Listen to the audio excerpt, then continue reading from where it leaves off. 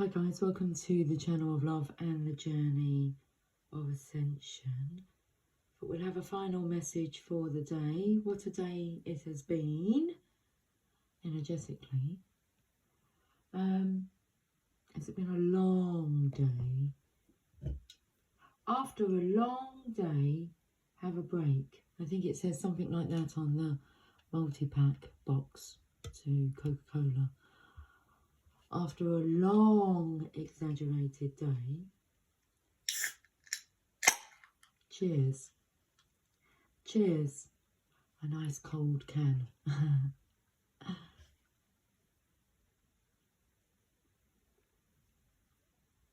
I feel it may be a bit of a weekend as well.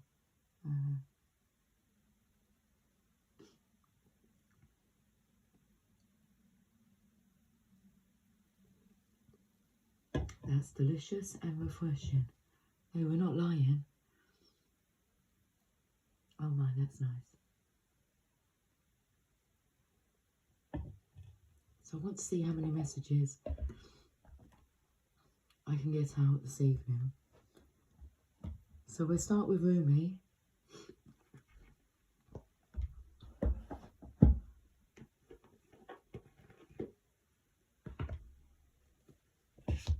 Something about we're not going to save the best for last.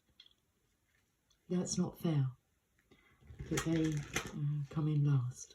Okay. Right. Let's have a look and see what the message is from Rumi on this Thursday evening. Okay, with the cards feel heavy and like clumped together. Okay, right then. We have beyond death, life. The cards feel heavy and clumped together. So I feel there's a great grand awakening here, and the ones that are awakening are holding each other up. Clumping together, this heavy weight that's being is drawn from the darkness towards the light here. Light beings, so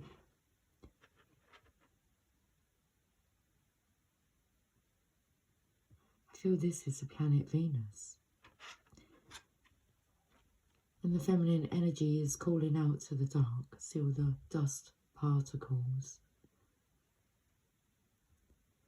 But I feel the energy of the vessel lighting up, so you'll be able to see other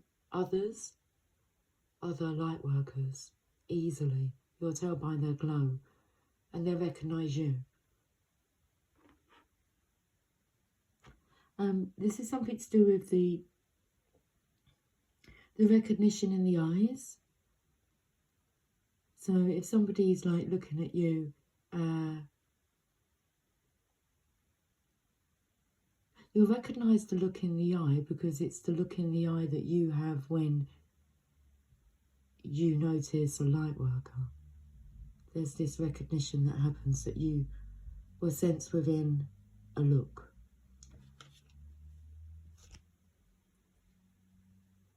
Beyond death, life. It's being pulled, it's like being pulled out of the dark. But that's a dense energy, so that energy is heavy. But this is like a cluster that's coming to life. I just felt the energy of Venus, but now I'm taken to Mars being infused by Venus. Okay, so I think it's originally Mars. The Martians went to the Venusians on Venus, and then they went to planet Earth together. I feel in this instance, the feminines are going to Mars. Oh, just knocked another card. I want to read to you. Men are from Mars and women are from Venus, but the first part of it, but I'm going to have to go and get the book. Patience is a virtue.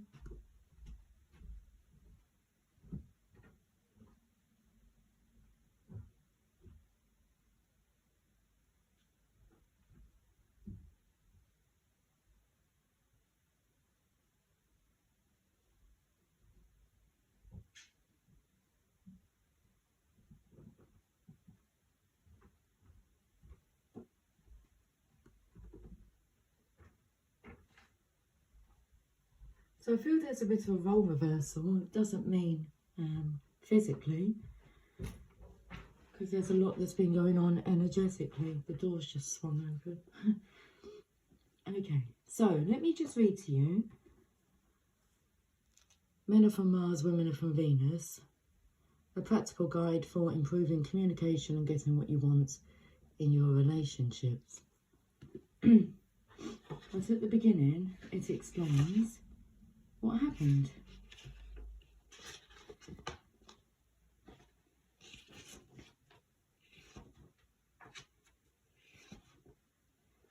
Let me just... Men are from Mars, chapter 1, men are from Mars, women are from Venus.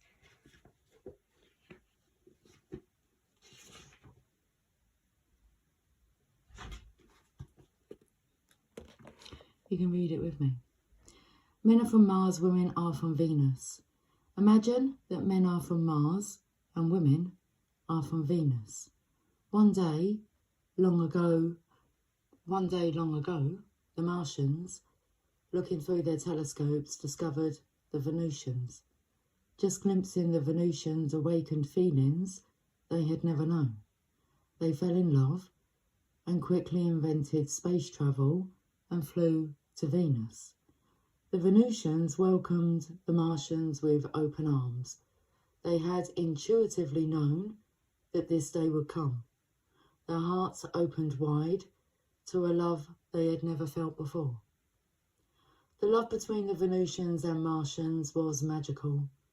They delighted in being together, doing things together, and sharing together. Though from different worlds, they revelled in their differences. They spent months learning about each other, exploring and appreciating their different needs, preferences, and behavioural patterns. For years, they lived together in love and harmony. Then they decided to fly to Earth. In the beginning, everything was wonderful and beautiful, but the effects of Earth's atmosphere took hold, and one morning, everyone woke up with a peculiar kind of amnesia, selective amnesia.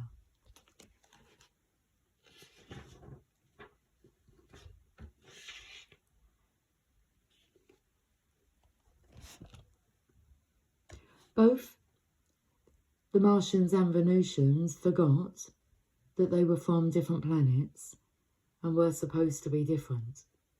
In one morning, everything they had learned about their differences was erased from their memory, and since that day, men and women have been in conflict.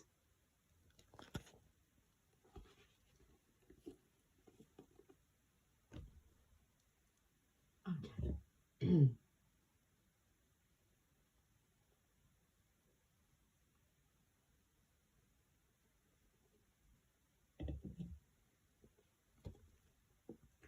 So the feminines have woke up, remembered, and they're here to wake up the masculine. This energy that's, it's true, but it's lying dormant. 9/11 was on the timer then. Okay, card number 1. Look at that, just one little black heart.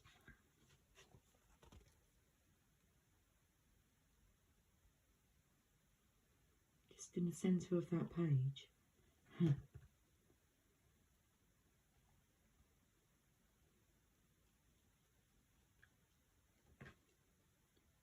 Footprints lead to the shore of the sea. Beyond that point, no trace remains. I am calling to you. Can you hear me? Listen. Within your heart, there I speak. My voice rings true. You are urged beyond what has been. The time has come. Lay it to rest now. This ending comes as grace to free you from all that you have known, from what you have known is now too small for your soul. Bear your uncertainty and equanimity. I am certain enough for both of us. Allow me to show you the light that you are, that burns within you, blazing angel of heavenly purity. I will unveil you to yourself, undressing your ego, casting aside its layers, as tender as a lover, with unwavering attention upon the sacred body of light. You shall know yourself in truth, as pure beyond all experience, untainted, ever innocent. As a pure vessel, stripped bare, ready for the divine revelation, as light, as life, as love. The soul craves variety because it leads to wholeness, and wholeness leads to divine revelation. The purpose of the soul incarnating in this world in the first place is to realize its divinity through the sacred crucible of life. The older the soul, the closer it is to the realization of divine oneness, and the more powerful its determination to shed that which would constrain complete and conscious immersion into the divine presence. So here you are, an old soul at the edge of something you have known, at the cusp of an ending and a beginning. Perhaps you are already in surrender and falling in, or perhaps you are fearful and resisting as you greet your unknown destiny. Yet this moment is happening because your own divine soul has chosen for it to be this way, so that love may grow. There is no punishment in this ending, nor is there anything to fear. There may be pain, there may be grief and loss, there may be uncertainty and even insecurity. Yet you have a heart big enough to bear such growing pains. Your heart is even big enough to receive the joy that is lying in wait for you as you stumble across her in the course of your clumsy, inspired travails into new life.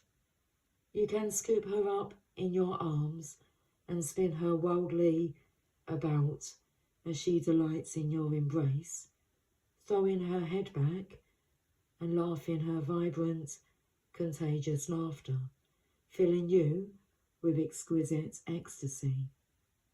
Yes, you shall know the truth, the knowledge that the divine is with you, guiding every unfolding moment of your life journey. No matter how dark it may first appear, the divine is with you in unflinching generosity, with compassion and with fierce passion for your blossoming into all that you are, all that you can be. So what must you do to receive this divine grace, this new life? You must be willing to face death. It may be that death has come to you in the form of loss of a beloved one, a physical loss that takes you into the darkest despair of depths of your grieving heart. It may be death that comes to you in the ending of a financial or professional situation you once relied upon. It could also be in the sense that you don't really know who you are anymore.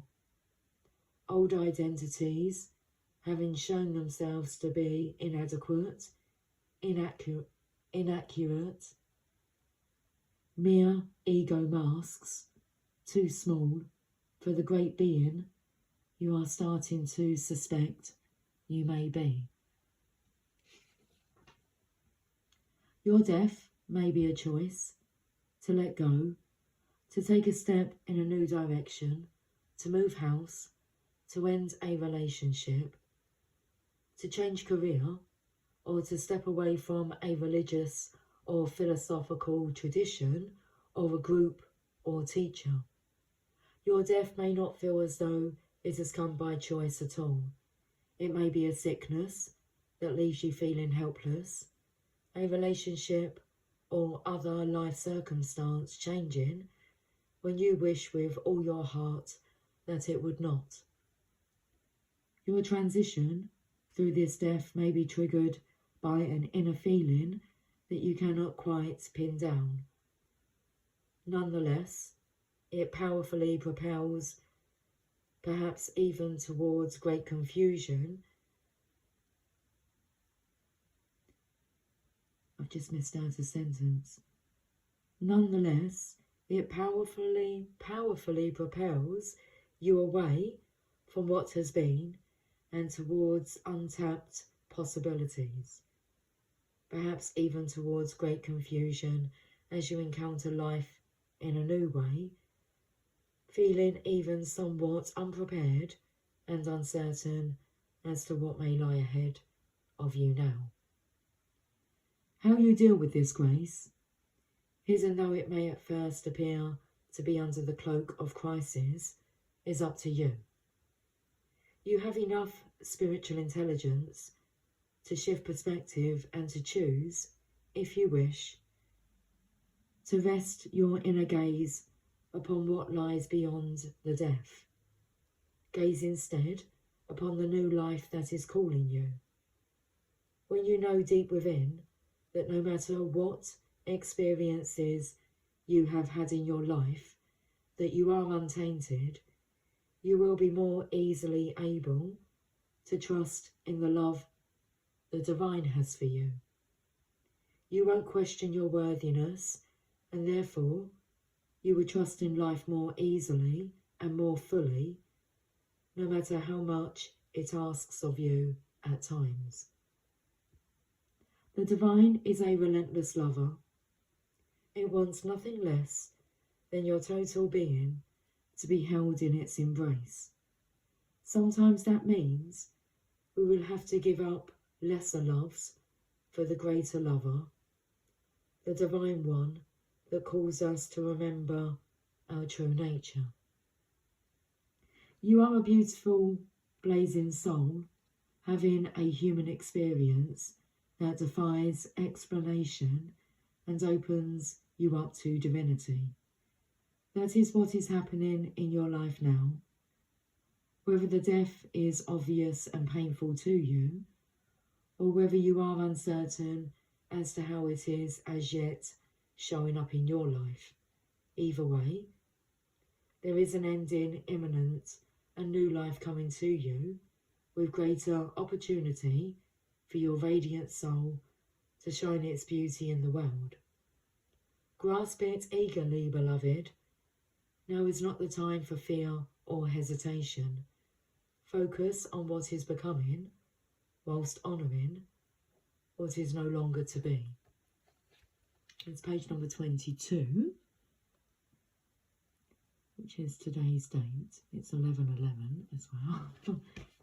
11 plus 11 equals 22.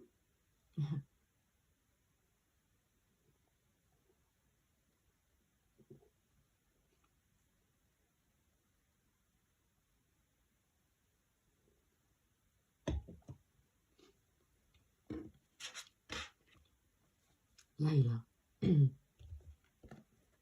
Card number 34.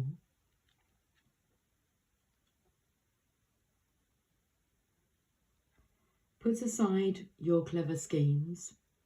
O lover, be mindless. Become mad. Dive into the heart of the flame. Become fearless. Be like a moth. Turn away from the self and tear down the house. Then come and dwell in the house of love. Be a lover, live with lovers. Clean your chest from all hostility, wash it 7 times, then fill it with the wine of love. Be a chalice for love, be a chalice. You must be all love to be worthy of the beloved. When going to the gatherings of drunks, be a drunk, become drunk. Your thought takes a course, dragging you in its wake. Move beyond thought. Let your heart lead. Be the leader.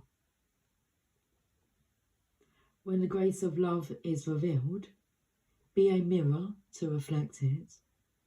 When the beloved's hair is loosened, brush it like a comb. Be a comb.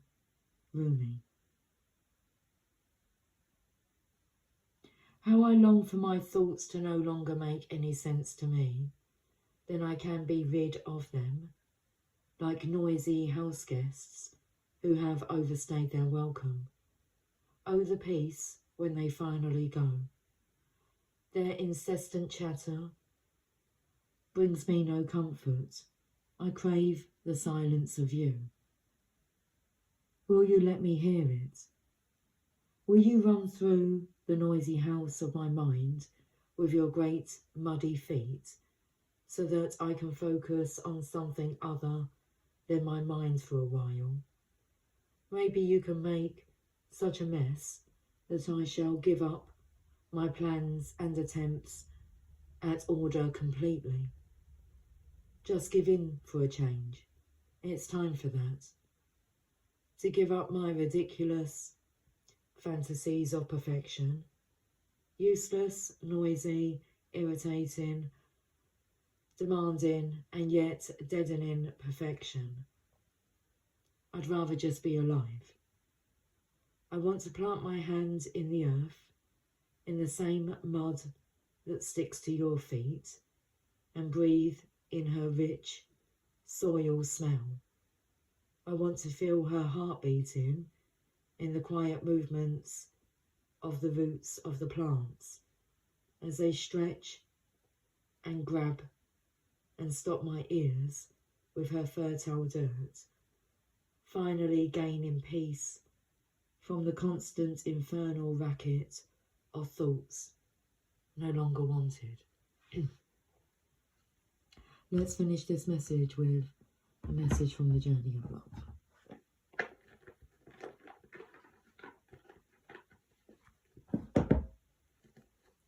Oh, what a night, late December back in '63. What a very special time for me, as I remember what a night.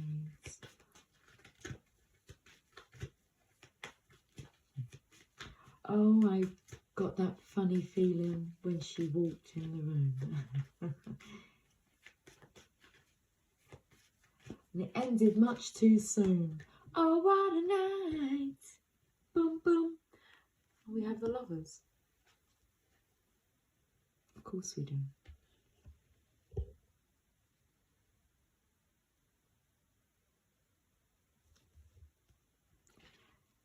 '57. The painting is called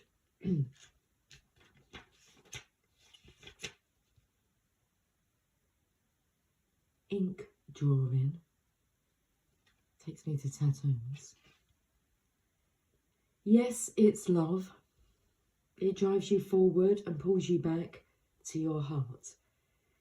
It makes the mind mad with misunderstanding and breaks it open into enlightened compassion. It is love. Your yearning heart shall have it. Your destiny is to be the lover of the beloved. This oracle brings a message of love, love, love. It is finding you now. Be open to it in all its forms. Be the god and the goddess of love and paint the town red. Play in passionate embrace with life as your lover and prepare to receive even more than what you believe you are capable of handling. Okay, the poem. Love is a magic word that holds the universe together.